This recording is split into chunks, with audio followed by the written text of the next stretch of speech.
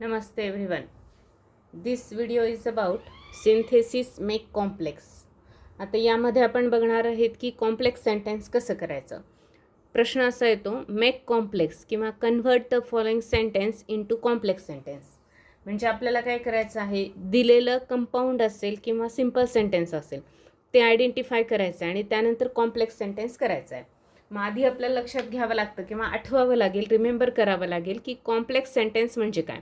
तर complex sentence is equal to one independent clause plus one dependent clause. यामध्ये काय असतं, कॉम्प्लेक्समध्ये एक इंडिपेंडंट क्लॉज असतो आणि एक काय असतो, डिपेंडंट क्लॉज असतो. मग आपल्याला त्याच पद्धतीने ह्या सेंटेन्सची रचना करावी लागते. म्हणजे यासाठी आपल्याला जे सबऑर्डिनेटिंग कंजंक्शन आहेत तर याचा वापर करावा लागतो. ऑलरेडी आपण कंजंक्शनचे जे व्हिडिओ 18 नंबरचा बघितला आहे त्यामध्ये सबऑर्डिनेटिंग कंजंक्शन्सचा आपण अभ्यास केलेला आहे. तरी पण एकदा थोडंसं रिवाईज करूया की हे सबऑर्डिनेटिंग कंजंक्शन आहेत जे प्लेसशी रिलेटेड आहे, जसं की व्हेअर, व्हेअर एव्हर, फॅन्स वगैरे हे यूज करतो. टाईमशी रिलेटेड असतील तर since, still, until, van, before, after याचा वापर करतो आपण. कंडिशन असेल तर अनलेस, वेदर, इफ याचा वापर केला जातो. रिझल्ट किंवा इफेक्ट असेल तर सो दॅट, दॅट याचा वापर आपण करत असतो. जर रिझन असेल तर काय करतो आपण, सिन्स, ॲज, बिकॉज याचा वापर करतो. मॅनर असेल तर ॲज आणि ॲज इफ याचा वापर करतो. हे असे कंजंक्शन्स जे आहेत तर हे आपल्याला यूज करायचे आहेत. आता कोणते कुठं करायचे आहेत हे मात्र डिपेंड्स अपॉन मिनिंग. म्हणजे सेंटेन्समध्ये पर्पज असेल तर आपल्याला so that, in order that किंवा लेस्ट याचा वापर करावा लागतो. जर कॉन्ट्रास्ट दिलेलं असेल म्हणजे बटनी जर वाक्य आलं असेल कंपाऊंडचं तर आपल्याला दो, ऑल दो, इवन इफ किंवा हावेवर याचा वापर करायचा आहे. कंपॅरिझन जर दिलेला असेल तर आपल्याला ॲज, दॅन, नो, नो लेस दॅन याचा वापर आपल्याला करावा लागतो. तर या पद्धतीने काय आहे, हे आपल्याला कंजंक्शन्सचा वापर करावा लागतो. मग हे कंजंक्शन्स थोडेसे आपल्याला आठवायचे आहेत आणि मग आपण काय करूया, सेंटेन्सकडे बघूया. One by one sentence discuss करूया आपण. ही finished his work, he went to play. He finished his homework.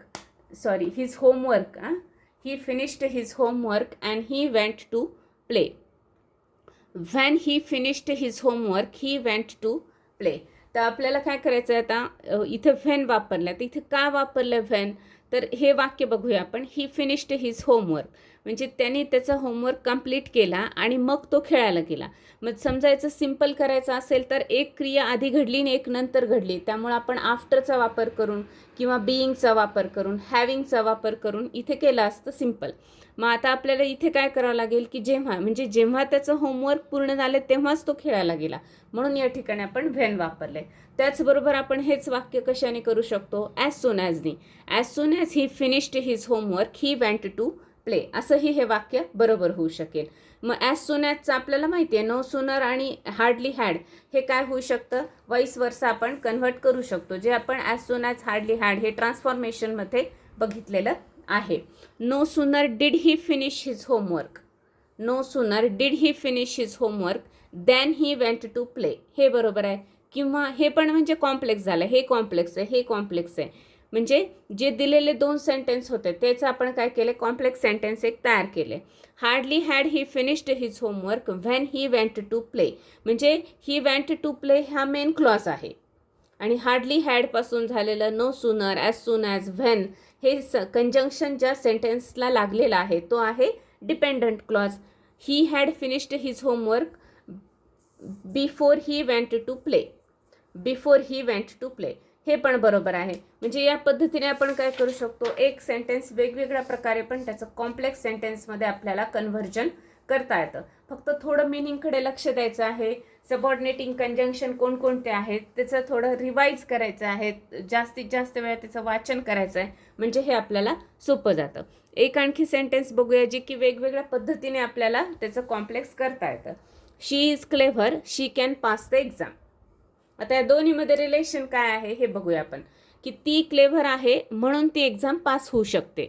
म्हणजेच काय, being clever she can pass the exam हे बरोबर आहे वाक्य. जे आपण काय केलं, सिम्पल केलेलं आहे की नाही. मग आता त्याचं काय करूया आपण, की ती क्लेव्हर असल्यामुळे ती पास होते, म्हणजे क्लेव्हर असणं ही तिची काय झाली, कंडिशन झाली आहे की नाही, तरच ती पास होऊ शकते. अशा पद्धतीची याची रचना आहे. मग म्हणून म्हणजे सो, बिकॉज, हॅन्स या पद्धतीने आपण काय करू शकतो, याचं कॉम्प्लेक्स सेंटेन्स तयार करू शकतो. As she is clever she can pass the exam. She is clever so she can pass the exam. She can pass, इथे पॅन झालं आहे, she can pass the exam. She can pass the exam because she is clever. She is clever therefore she can pass the exam. आता therefore, hence, so that, so हे सगळे काय आहेत, म्हणून या अर्थाने येतात. तर ॲज, फॉर आणि बिकॉज हे कारण या अर्थाने येतात. कॉज अँड इफेक्ट या अर्थाने ते आपण वापरू शकतो. She is clever so that she can pass the exam, हे पण बरोबर आहे. She is clever hence she can pass the exam, तर हे हॅन्स पण वापरलेलं बरोबर आहे.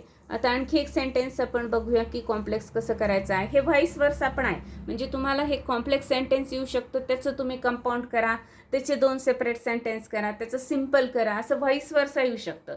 पण या ठिकाणी आपण वेगवेगळा त्याचा अभ्यास केला आहे आणि मग त्या पुढच्या व्हिडिओमध्ये आपण काय करणार आहोत, सगळं एकत्रित अभ्यास करणार आहोत. म्हणजे आपली काय होईल, सगळ्या पद्धतीची प्रॅक्टिस होईल. I was happy to know of his success. आता हे सिम्पल आहे, म्हणजे मी हॅपी झालो आहे कशामुळे, त्याच्या सक्सेसमुळे, म्हणजे त्याची बातमी कळाली म्हणून मी काय झालो, हॅपी झालो. मग काय आहे, I was happy to know that he had succeeded. आता इथे ही हॅड का केलेलं आहे, तर इथं सिम्पल पास्ट टेन्स आहे आणि ही त्याच्या आधी घडलेली घटना आहे. हे आपण simple past versus perfect past यामध्ये बघितलेलं आहे. जर simple past and perfect past हे जर यूज करायचं असेल तर जी घटना रिसेंटली घडलेली आहे त्यासाठी सिम्पल पास्ट, आणि जी घटना त्या पास्टच्या आधी घडलेली आहे, रिसेंटली नाही आहे, आणखी मागे जाऊन घडलेली आहे, तर त्यासाठी आपल्याला परफेक्ट पास्ट यूज करायचा आहे. म्हणजे त्याला सक्सेस मिळाला होता म्हणून मी हॅपी झालो. तर हॅपी होण्याची प्रक्रिया ही सक्सेस मिळाल्याच्या नंतरची आहे. दोन्ही पास्टमध्येच आहेत, पण ही रिसेंटली आहे आणि ही त्याच्या मागची आहे, म्हणून या पद्धतीने आपण त्याची रचना केलेली आहे. He felt sorry on realizing her wrong deed. She felt sorry on realizing her wrong did. She felt sorry when she realized, when when when she realized her wrong deed. म्हणजे तिला जेव्हा तिचे रॉंग डीड्स आहेत, चुकीचे कृत्य लक्षात आले, तेव्हा तिला काय झालेलं आहे, पश्चाताप झाला आहे किंवा तिला वाईट वाटले आहे. या पद्धतीने म्हणजे जेव्हा या ठिकाणी आपण व्हॅन घेऊ शकतो आणि व्हॅनसाठी जी गोष्ट घडलेली आहे आधी, तर त्यासाठी आपण व्हेन घेऊ शकतो. जसं she cooked like an expert chef.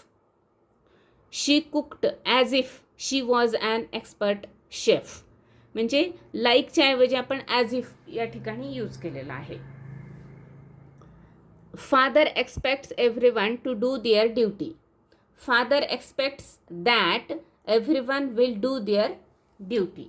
आपल्याला त्याला एक डिपेंडंट क्लॉज तयार करायचा आहे त्यामध्ये, आणि त्यासाठी आपल्याला कंजंक्शनचा वापर करावा लागतो. Ram expresses a wish and it is immediately fulfilled.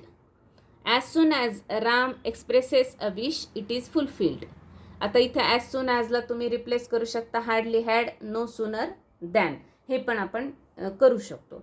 पण आपल्याला आता ते डिटेलमध्ये जायला नको, ते एका वाक्यात आपण केलेलं आहे, त्यामुळे इथे एकच पद्धतीने मी केलेलं आहे. मागील वाक्यामध्ये तुम्हाला ते लक्षात येईल. Let me finish my work and I will help you. When I have finished my work. When काय, कारण की ही गोष्ट झाल्यानंतर मी तुला हे करणार आहे, तर त्यावेळेस आपण व्हेनचा वापर करतो. When I have finished my work I will help you. मग आता या ठिकाणी एक गोष्ट झाल्यानंतर दुसरी करायची असेल तर सिम्पल करताना आपल्याला आफ्टर वापरायचं आहे. After finishing my work I will help you, असं त्याचं सिम्पल होऊ शकतं. या ठिकाणी आपल्याला कॉम्प्लेक्स करायचं आहे, पण सिम्पल करण्यासाठी सुद्धा असं थोडंसं रिलेशन त्यासाठी जोडता येतं आपल्याला. He lost all his wealth but he was not disgraced. आता इथे बटनी जर कंपाऊंड सेंटेन्स आलं ना की दो किंवा ऑल्दो आपल्याला घ्यावं लागतं कॉम्प्लेक्स करण्यासाठी. Although he lost all his wealth he was not disgraced. But आलं किंवा याचं जर आपल्याला सिम्पल करायचं असेल तर आपण इन स्पाईट ऑफ किंवा डिस्पाईट ऑफ घेऊ शकतो. तर ते जे थोडंसं त्याचं टेक्निक आहे ते आपण पुढच्या व्हिडिओमध्ये बघणार आहेत की सिम्पलमध्ये जर डिस्पाईट ऑफ आलं तर त्याचं कंपाऊंड बटनी करायचं आणि त्याचं जे कॉम्प्लेक्स करायचं ते दो किंवा ऑल दोन्ही करायचं असतं. Pay your bill or electricity will be cut off. आता इथं ऑर आलं कंपाऊंडमध्ये की आपल्याला इफ किंवा अनलेस याचा वापर करावा लागतो, कंडिशन आहे, तर त्यामुळे ते सबऑर्डिनेटिंग कंजंक्शन आपल्याला यूज करावे लागतात. If you do not pay your bill electricity will be cut of. या पद्धतीने आपल्याला कॉम्प्लेक्स सेंटेन्सेस त्याचे करता येतात. तर नेक्स्ट व्हिडिओमध्ये आपण काय करूया, सगळेच सेंटेन्स ट्रान्सफॉर्मेशन सिंथेसिसचे बघूया आणि त्यामध्ये आपल्याला कसे चेंज करता येतील इन ब्रॅकेटमध्ये जे दिलेलं आहे ते अकॉर्डिंग टू क्वेश्चन, तर ते आपण नेक्स्ट व्हिडिओमध्ये बघणार आहोत. सो टुडेज थॉट इज, आपण थॉट बघत होतो आणि हे थॉट झाल्यानंतर आपण इडियम्सकडे जाणार आहोत. Phrases and idioms. फ्रेजेस जे आहेत ते आपण आपल्याला साधारणतः 100 फ्रेजेस शिकायचे आहेत. दरवेळेस एका व्हिडिओमध्ये एक या पद्धतीने. The beautiful thing about learning is that nobody can take it away from you. अध्ययन किंवा शिक्षण या बाबतीची एक चांगली गोष्ट कोणती आहे की त्या ज्ञानाची किंवा त्या शिक्षणाची चोरी होऊ शकत नाही. ते तुमच्यापासून कोणीच हिरावून घेऊ शकत नाही. तुम्ही जेवढं देताल तेवढं ते काय आहे, ज्ञान दिल्याने वाढत जाते, असा याचा अर्थ होतो. Okay, thank you. भेटूया आपण नेक्स्ट व्हिडिओमध्ये.